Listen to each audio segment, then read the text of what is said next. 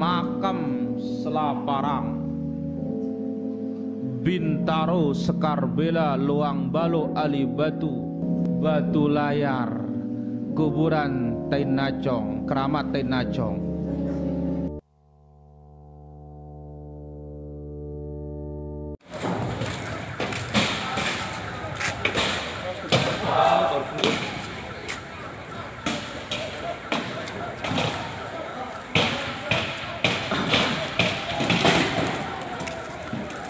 Pak Heli, tangkap Pak Heli.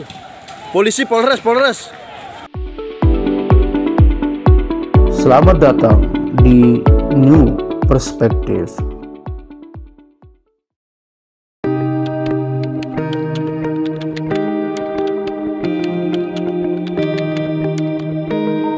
Ya, berjumpa kembali di New Perspective bersama saya Ahmad Yani. Assalamualaikum warahmatullahi wabarakatuh. Dan narasumber kita yang telah hadir Pak Dr. Saiful Hamdi. Saya perlu perkenalkan Pak Dr. Saiful Hamdi ini, selain beliau adalah pengamat politik, beliau juga adalah Direktur Pusat Studi Islamic Culture and Society Universitas Mataram. Nah, kali ini saya dan Pak Dr. Saiful Hamdi akan membahas terkait dengan peristiwa ujaran kebencian yang dilakukan oleh salah satu oknum dari tokoh Wahabi yang memantik adanya reaksi protes dari masyarakat kita di Pulau Lombok.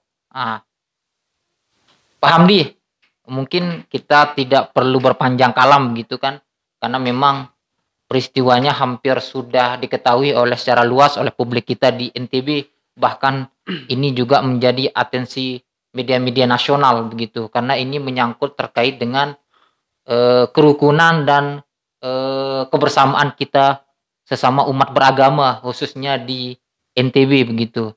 Nah, kalau kita melihat munculnya peristiwa ini kan berawal dari ujaran kebencian yang disampaikan oleh salah satu oknum lah begitu, dai dari salah satu tokoh Wahabi, yang menyebut bahwa yang bisa kita katakan mengungkapkan kata-kata yang tidak pantas lah, yang semestinya tidak harus dikeluarkan di forum dakwah begitu.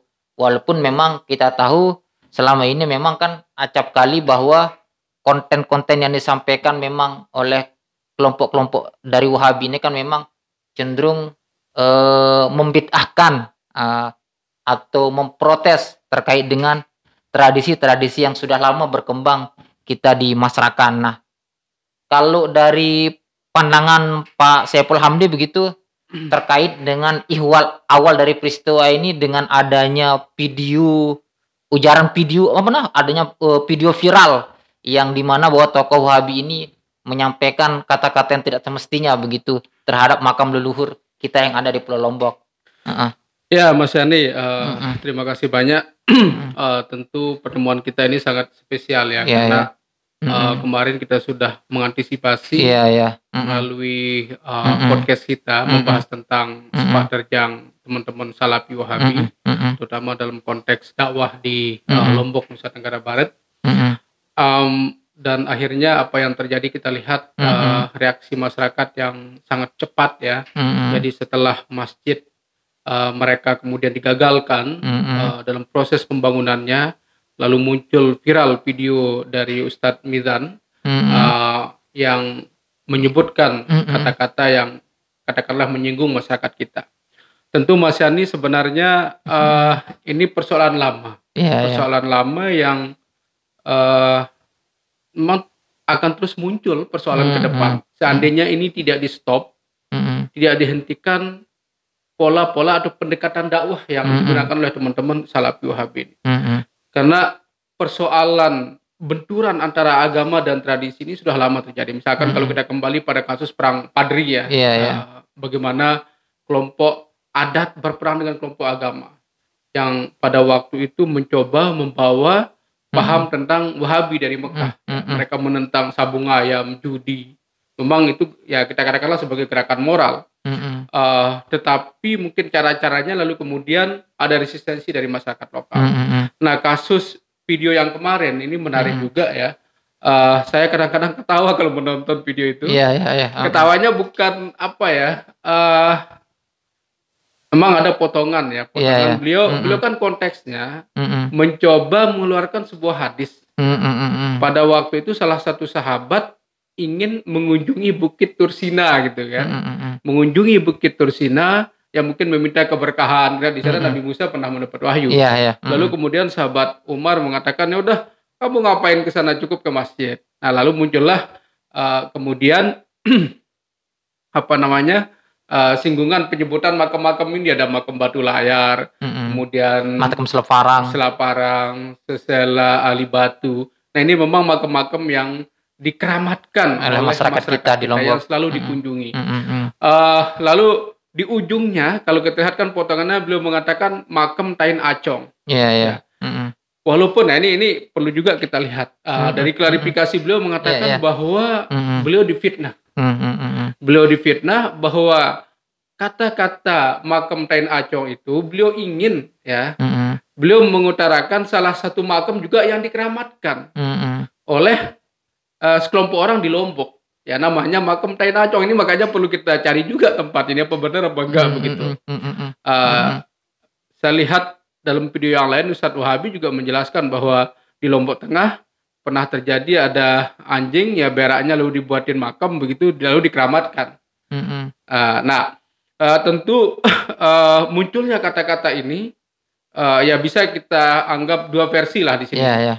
Pertama, memang ada hubungannya dengan menghina makam-makam yang lain, ya, yang dikatakan sebagai simbol ya. Kalau kayak Acong itu kan berak anjing, bahwa secara simbolik makam-makam ini ya dianggap sebagai tempat berak saja begitu kan. Artinya sesuatu yang penuh dengan bau, tidak punya makna, tidak ada kesucian di sana. Najis begitu, lah kan? gitu. Najis begitu.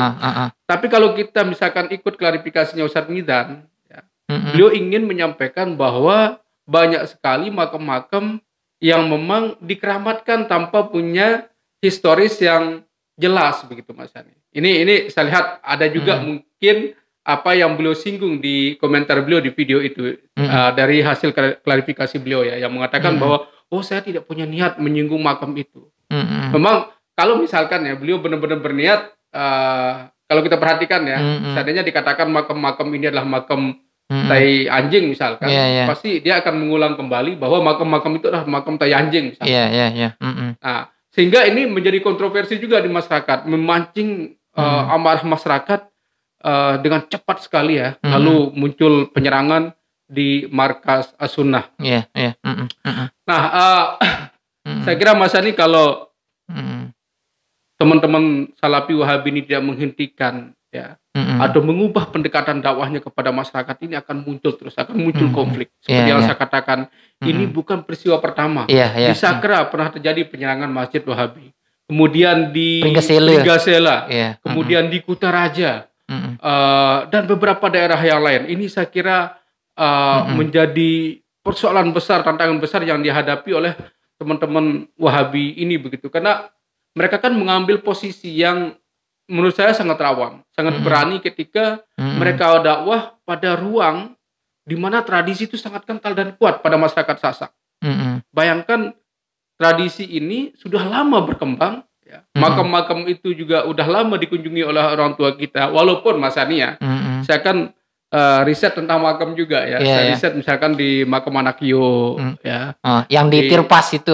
Yang di ini makam Anakyo itu di Labuan Haji. Labuan Haji ya, Korliko ya. Bukan di Dasar Lekong.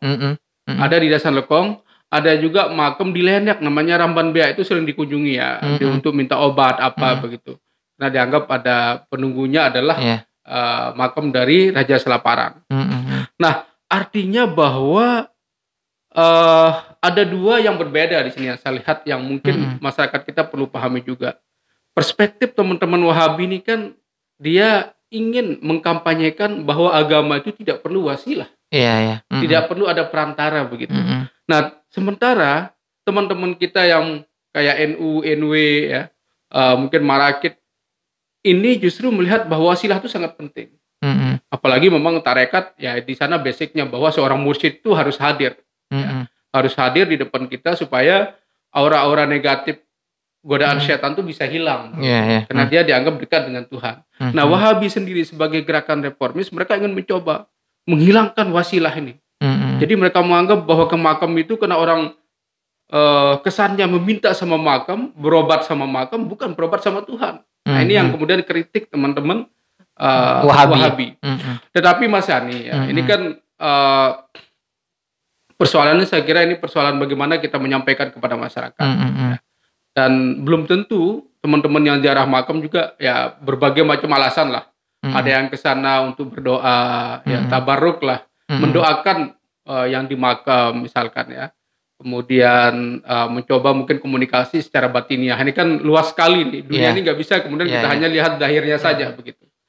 Nah, ini Mas Yani bahwa dua pendekatan ini saya lihat akan terus memicu konflik kalau memang ditabur di ruang publik, apalagi di media sosial kita sekarang. Ini kan pidato ceramah beliau ini kan 2020 ya. 2020. 2020 artinya sudah kadaluarsa lah kalau kita bicara ya. Ini kan sudah 2022. Kenapa kemudian tidak tahun itu orang menggugat begitu kan? Baru viral sekarang. Persis momentumnya ketika masyarakat Mamben memprotes pembangunan Masjid As-Sunnah di sana.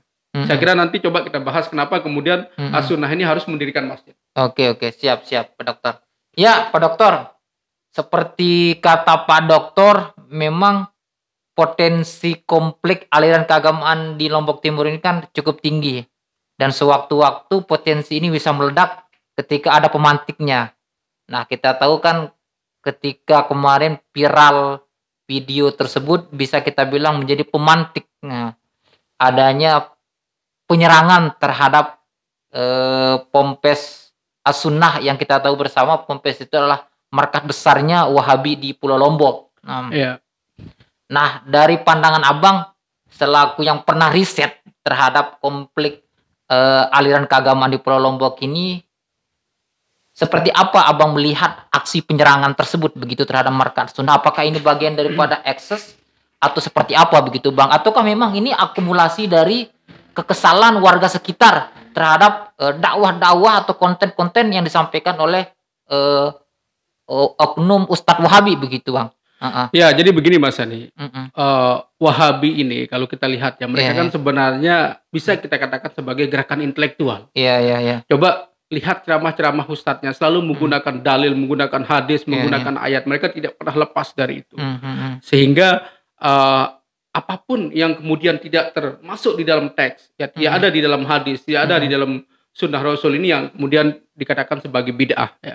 Nah, disinilah sebenarnya muara dari konflik semua aliran yang ada di dalam Sunni ini sendiri antara teman-teman yang puris dengan yang tradisional ya kayak NU, kemudian NW. Ya ini akan terjadi gesekan terus.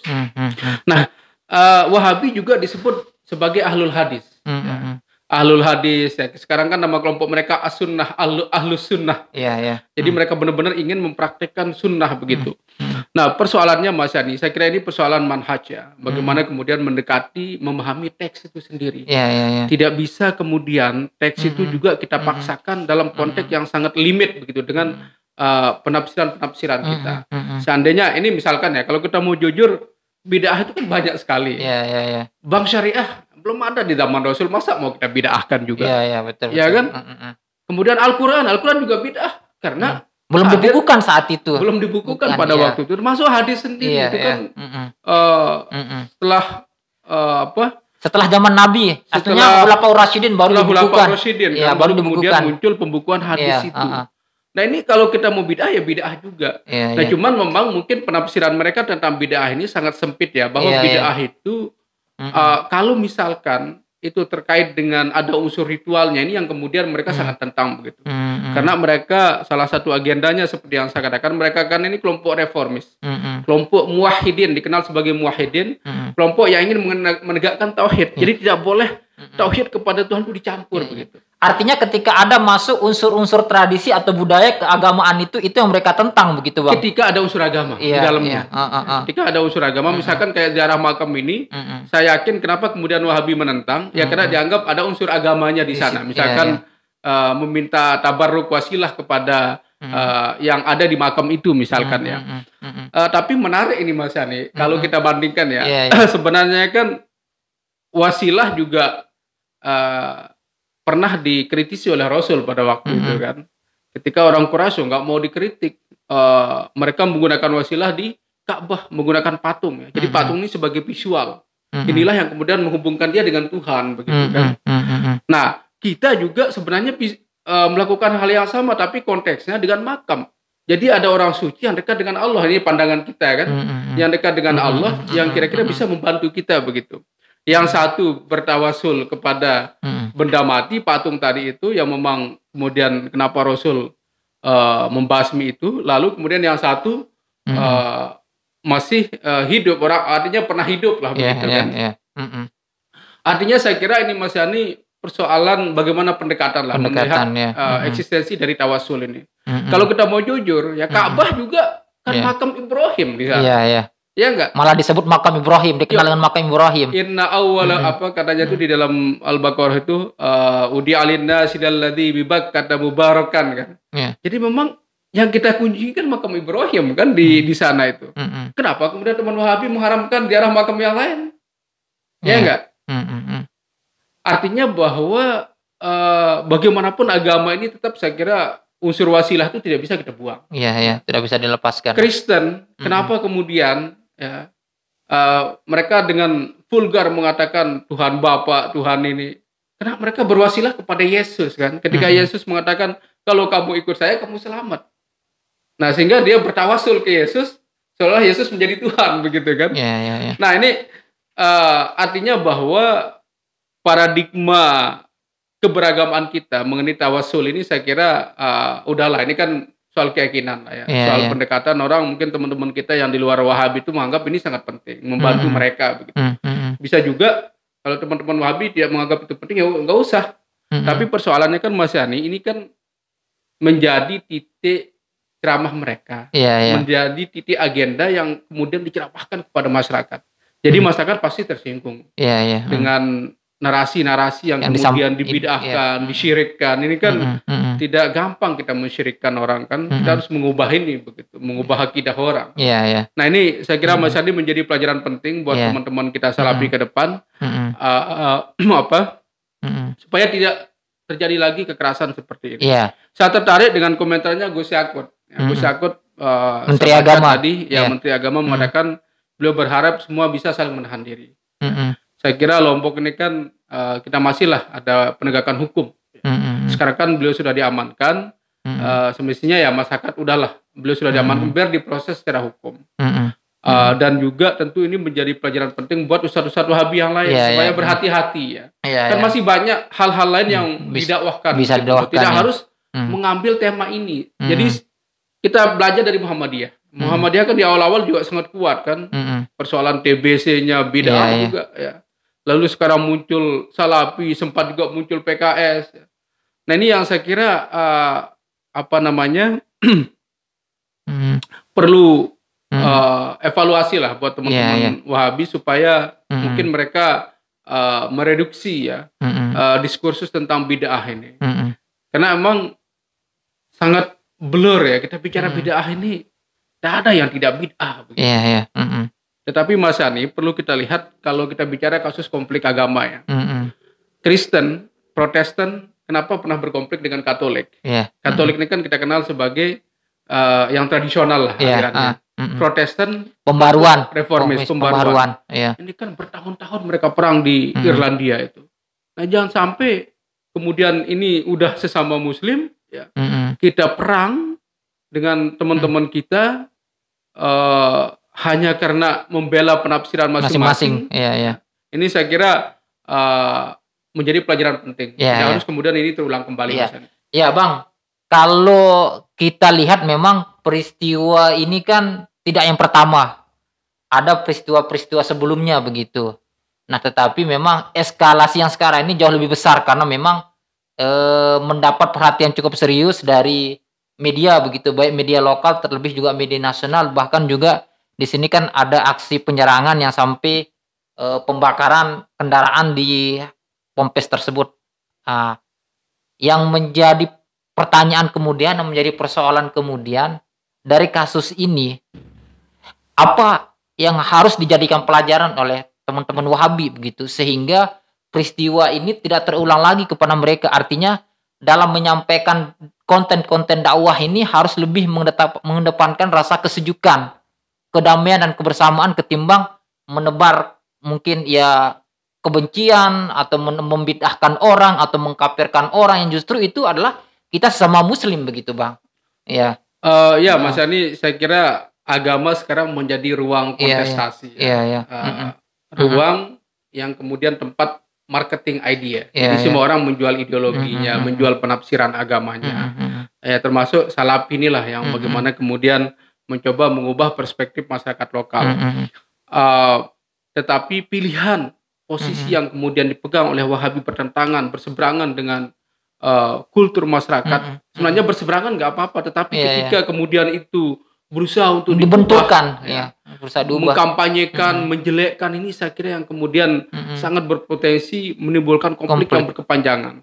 Jadi kita harap bahwa kasus ini merupakan kasus yang terakhir. Teman-teman Salafi Wahabi bisa mengubah pendekatan mereka, mengubah narasi-narasi dakwahnya. Kan banyak sekali bahan-bahan yang lain begitu loh, yang katakanlah orang masih saja bicara tentang rukun wudhu, rukun sholat yang belum jelas ya. Mungkin banyak orang tua kita yang belum sempat ngaji. Ini kan saya kira lebih urgen begitu daripada kemudian selalu bicara tentang kesyirikan, ziarah makam. Ini kan sudah lama sekali isunya ini. Kenapa kemudian masih diangkat begitu?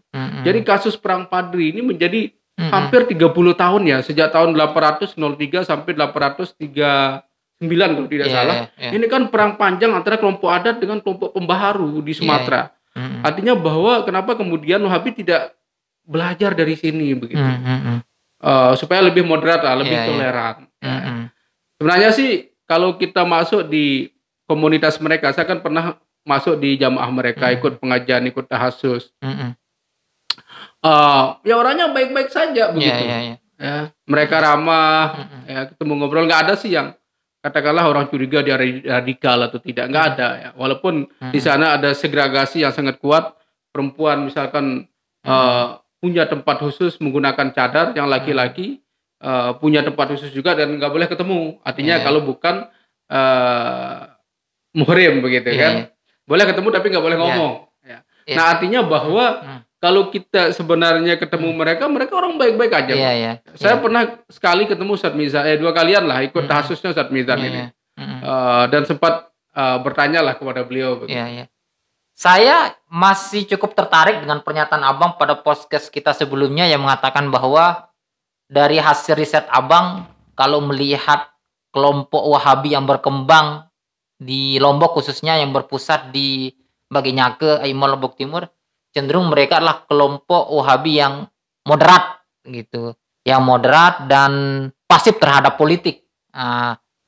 Nah, yang menjadi pertanyaan saya kemudian dengan kondisi ini tentu memang tidak bisa kita mungkiri, mungkin sangat mungkin ada memang di dalam kelompok itu sendiri mungkin bisa kita bilang sempalan-sempalannya atau faksi-faksinya memang yang masih berpandangan agak intoleran begitu, sehingga cenderung dakwah-dakwah mereka ini mencela, menghina, mencaci maki. Seperti apa Abang melihatnya begitu dalam faksi kelompok itu sendiri begitu yang di Wahabi? Ya Mas Yani, Wahabi ini kan muncul di tahun 90-an ya, dibawa oleh mantunya Ustadz Mizan, Tuan Guru Husni. Jadi sebenarnya kan Tuan Guru Husni, Tuan Guru Manar, Tuan Guru Lutfi ini sebenarnya ini orang tuanya NU dulu. Iya, satu saudara. 3 saudara selalu dakwah bersama. Lalu kemudian Tuan Guru Husni dan Tuan Guru Manar memutuskan mengambil angle agama yang reformis begitu. Jadi mereka ingin verifikasi lah. Tapi saya kira menarik juga ini kemudian keluar dari tradisi yang ada dan mereka punya jamaah, punya konstituen lah, dan ini yang kemudian terus berdakwah menggayat masyarakat. Artinya bahwa dakwah mereka diterima sebenarnya begitu di masyarakat kita menerima. Persoalan bagaimana kemudian masyarakat kita ini cara menerimanya ini yang tentu saya kira banyak hal yang perlu dinegosiasikan. Bayangkan mereka harus melepas baju adatnya, baju tradisinya, lalu berhijrah dengan dunia yang baru. Ya bagi mereka kalau saya wawancara ya mereka mengatakan mereka lebih ringan begitu Iya, kan, iya. ketika masuk di Salafi Wahabi Iya, begitu, iya. tidak terkait dengan tradisi, Iya, iya. tidak capek mengurus adat, ya Iya. udah beribadah aja Iya, begitu. Ini salah satu hasil wawancara saya dengan teman-teman Salafi Wahabi begitu Mas Ani. Nah ini kan dakwah ini terus berlanjut, mereka cukup istiqomah lah. Mungkin kalau kita bandingkan dengan jemaah tabligh ya mungkin sama lah ya. Jadi mereka terus berdakwah mendekati masyarakat supaya ikut ke gerbong mereka yang mereka anggap sebagai agama yang benar, gitu kan, menurut mereka. Nah, adanya faksi-faksi saya kira ini kan banyak juga perpecahan di Salafi antara Jamaluddin, ya kelompok Tuan Guru Manar dengan As-Sunnah kan udah pecah dulu. Sampai sekarang mereka pecah. Artinya di Jogja kalau kita lihat ya kasusnya Abu Nida dengan Panglima Laskar Jihad ya. Saya lupa nama beliau. Ja'far Umar Thalib. Ja'far Umar Thalib ya. Ini kan sama-sama Salafi, sama-sama Wahabi, tetapi mengambil jalan yang beda. Ya artinya bahwa di internal Wahabi Salafi sendiri juga muncul konflik. Saya kira wajar lah ya, konflik di mana-mana, di Jemaah Tabligh juga muncul konflik, di Nahdlatul Wathon konflik, di NU juga pasti banyak friksi-friksi ya, faksi-faksi di antara kiai-kiai yang ada. Cuman Mas Yani ada memang kelompok-kelompok yang terutama yang muda-muda ini yang sangat keras menentang begitu. Mereka tahu bahwa oke lah itu dianggap benar, tetapi tidak kemudian diumbar secara brutal ya, secara liar di ruang publik, ini yang kemudian menyebabkan banyak orang tersinggung. Sekarang kan banyak sekali tuntutan dan demo berjilid-jilid ini. Udah demo kemarin, Majelis Adat Sasak juga ikut demo, kemudian ini keluarganya Ali Batu mau demo juga, kemudian teman-teman dari Skarbela, ini kan seluruh Lombok yang kemudian menentang beliau. Artinya mungkin perlu juga Mas Yani ya, ini kan ujian kita bersama lah. Lombok ini kita kan ingin membangun kondisivitas supaya kondusif semua. Apalagi kita ada MotoGP di bulan Maret kan, jangan sampai kemudian nama Lombok tercoreng hanya karena persoalan persoalan ideologi agama ini begitu. Saya kira ini persoalan yang berat ya. Cuman catatan kita juga sama teman-teman Salafi Wahabi ini. Gesekan di bawah memang ini susah untuk diredam. Ketika mereka punya prinsip yang berbeda, ya baik dalam konteks fikih, kemudian persoalan ibadah. Ya ini kenapa kemudian Wahabi itu membuat masjid sendiri-sendiri. Tapi saya kira udah benar itu, daripada ini kan banyak kasus ini kita temukan. Ketika mereka bareng, satu pinginnya sholat Jumat sekali azan, satu yang dua kali azan. Masa di Karleko itu sebelum Jumatan orang berkelahi? Pernah ini dulu kan, itu. Iya kan kasusnya itu. Gara-gara mereka sholat dalam satu masjid. Sebenarnya teman-teman Wahabi saya kira walaupun ya masjid mereka sih welcome aja kalau orang sholat di sana. Saya beberapa kali sholat di masjid Wahabi. Walaupun tidak, kadang-kadang tidak semua masyarakat ikut ke sana. Jadi mereka membuat masjid sendiri, dapat funding dari luar, membangun masjid. Dan mereka nyaman di sana. Tapi saya kira itu mungkin solusi yang pas menurut saya Mas Hen. Daripada kemudian berkelahi dalam satu masjid. Ya beberapa kasus lah begitu. Nah ini mungkin menjadi pelajaran penting lah buat teman-teman kita. Selama ini memang kan asumsi yang terbangun begitu, frame yang muncul bahwa ini kan cenderung teman-teman teman-teman Wahabi ini kan keras gitu, keras membid'ahkan, mengkafirkan. Nah, tetapi artinya tanda kutip lah begitu, mereka ya mungkin dakwah konten-kontennya agak kasar, agak jelek lah. Tetapi mungkin kalau kita telisik lebih dalam, lebih jauh begitu Bang, terkait dengan sepak terjang mereka, kiprah mereka, saya pun melihat sendiri kontribusi dari teman-teman Wahabi ini kan cukup besar juga bagi masyarakat kita di Lombok. Mereka mendirikan lembaga pendidikan, pondok pesantren, sekolah, dan juga mereka juga memberikan penguatan ekonomi kepada masyarakat kita di bawah. Ini kan saya lihat kontribusi yang tidak kecil. Nah, kalau dari riset Abang selama bertahun-tahun terhadap jamaah Wahabi yang ada di Bagainyaki ini, sejauh mana sih peran mereka begitu kalau saya lihat dalam pandangan saya Wahabi ini cukup banyak memberikan peran loh Bang. Ya, jadi Iya. kita tidak bisa memungkiri. Iya, iya. Walaupun misalkan ada prinsip-prinsip yang sangat Iya, iya. tajam dengan Iya, tradisi kita Mm-mm. di Lombok misalkan, tetapi kontribusi teman-teman Salafi Wahabi ini kan luar biasa, terutama Iya. dalam pendidikan Mas Andi. Kalau kita lihat banyak sekali lembaga-lembaga pendidikan mereka yang menjadi favorit. Iya, iya. Termasuk misalkan cabangnya yang ada di Mataram di Abu Hurairah. Abu Hurairah ya. Belum lagi di Lombok Barat, Lombok Timur banyak sekali cabang-cabang mereka. Dan mereka sangat sederhana sebenarnya, tidak begitu megah bangunan-bangunannya.